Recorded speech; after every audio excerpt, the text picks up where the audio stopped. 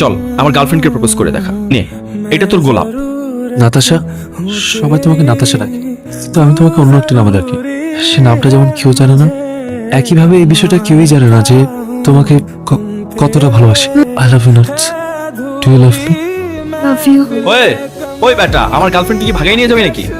এত ইমোশন দিতে হবে না। পরশু তো ভ্যালেন্টাইন্স ডে, তো নিতুর জন্য একটা শাড়ি কিনতে চাচ্ছিলাম।